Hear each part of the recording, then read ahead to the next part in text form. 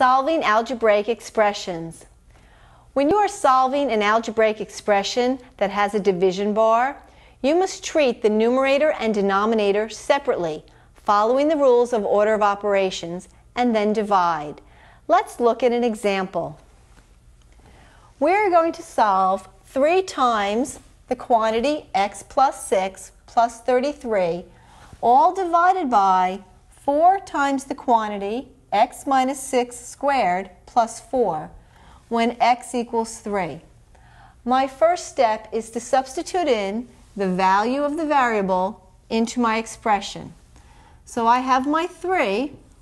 I'm going to substitute in the 3 for the x, plus 6, plus 33, all divided by 4 times, put the 3 in again for the x, minus 6 squared plus 4. We have a numerator and we have a denominator. We're going to start with the numerator. We're going to do the numerator first, get our answer, do the denominator, get our answer, and then use the division bar in the middle. So starting with my numerator, I have 3 times 3 plus 6 plus 33. We have to do the parentheses first. That gives me 9.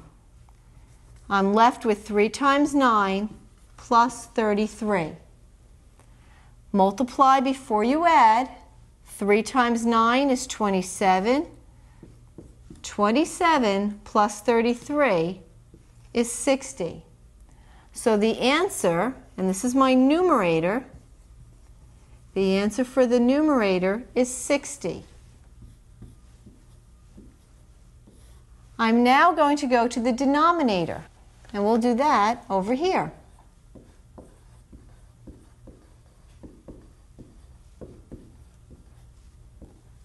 We have 4 times 3 minus 6 squared plus 4. We're going to start inside the parentheses. 3 minus 6 gives us negative 3. I'm going to leave that in parentheses, bring down the 4. Remember that this is squared plus 4. Since I have an exponent, I need to do the exponent before any kind of adding, subtracting, multiplying, or dividing.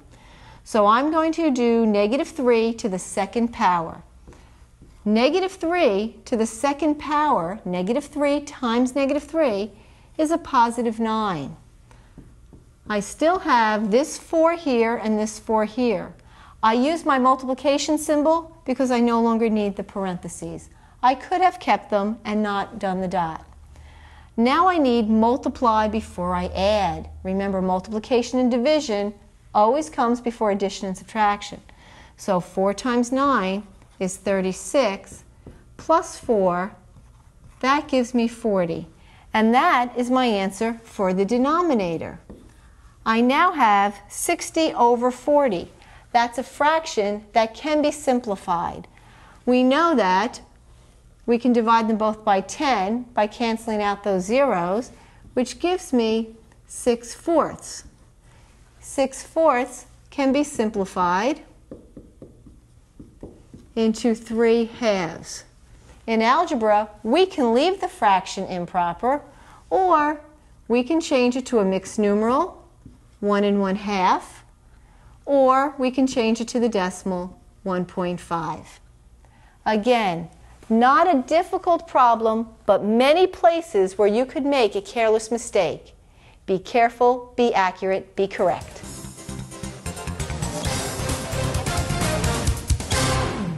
Before I explain this algebraic formula that's on the board here, I'd like to share a little bit back into my life's history. When I was a high school student, I took algebra, geometry, and trig, never thinking that I would ever use this what I was studying in high school. But lo and behold, I've been using it for many, many, many years. In fact, I wrote this entire math series. And if you would have told me when I was a 17, 16-year-old student studying algebra and then geometry and then trig that I would be writing a math series, I never would have dreamed of doing something like that. Also, I was a high school teacher, and I moved to Texas and with 5 children. I couldn't afford to be a teacher because the pay was too poor down here in Texas. So I went back to my trade, and I also became operations manager. I was a tool designer, then operations manager of a large tool and die stamping plant. And what did I do? Again, I use algebra. In fact, I made this chart, which I'm going to be explaining to you. And so you might be sitting in a classroom, you might be at home or wherever you're doing this work. You never know in life what you're going to be doing. And that's why it's so important to study this and learn these formulas and understand the principles. And that's why I'm here trying to show you the practical application of mathematics. Now on this formula, it's SFM, which means surface foot per minute,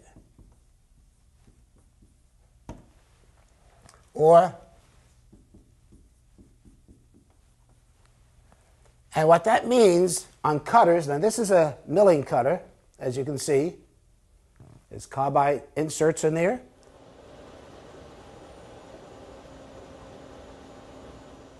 These are high-speed cutters, and as you can see, there's various sizes of the cutters. And what's important in cutters is also on a lathe, when you're cutting metal, where it turns around, the revolution is very important, surface foot per minute. And what that means is the speed of the outside of the cutter. In other words, when the revolution, you're turning here, and you're going around in this direction, what is the surface foot per minute of that cutter?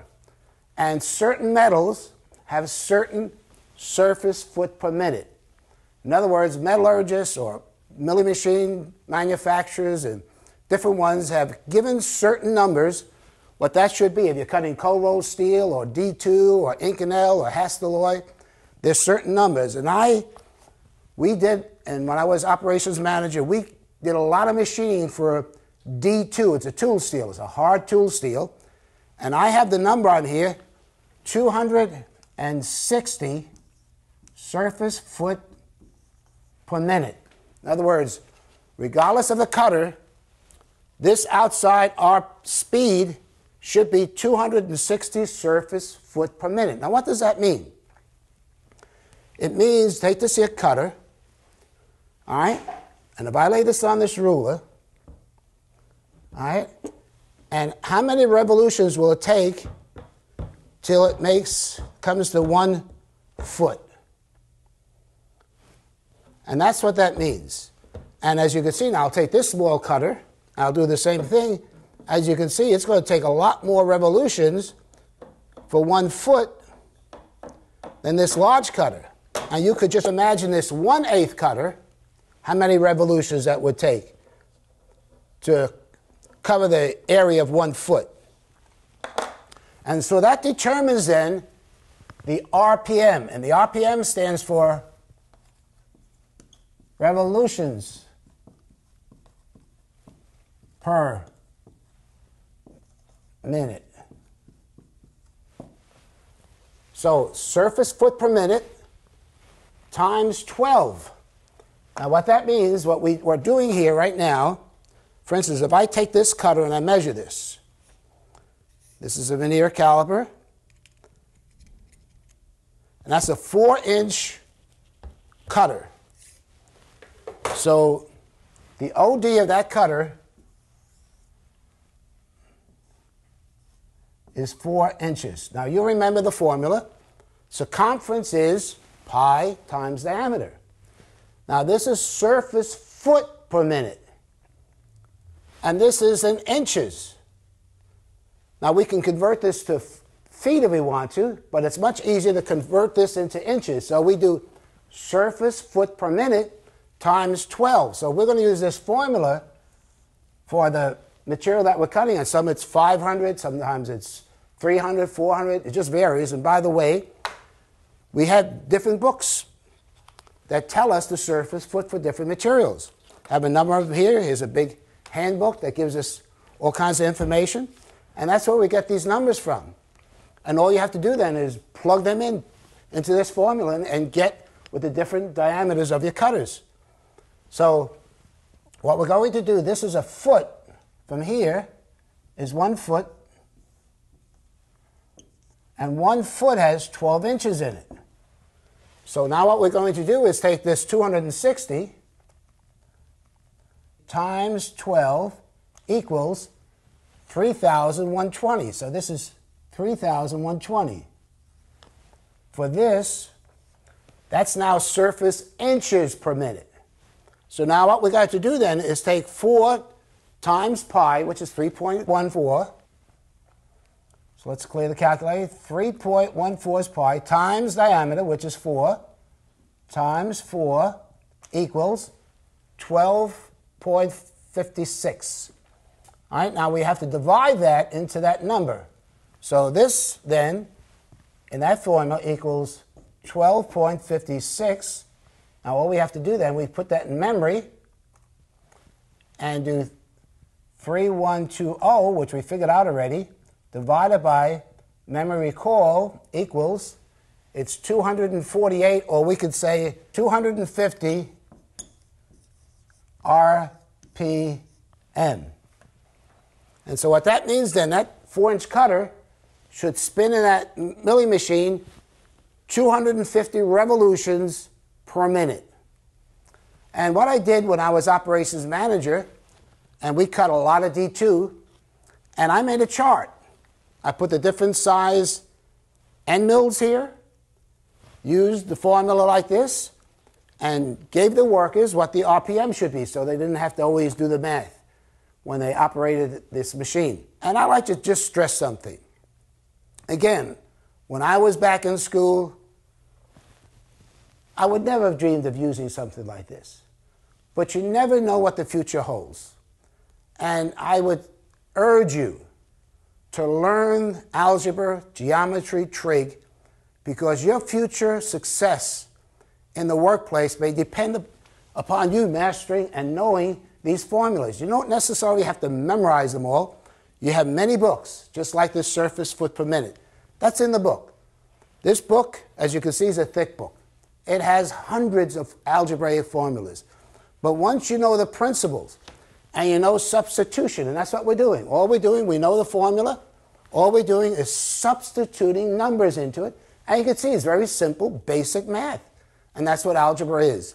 So I wish you success as you study these materials and algebra, then geometry and trig, because who knows what the future will hold for you.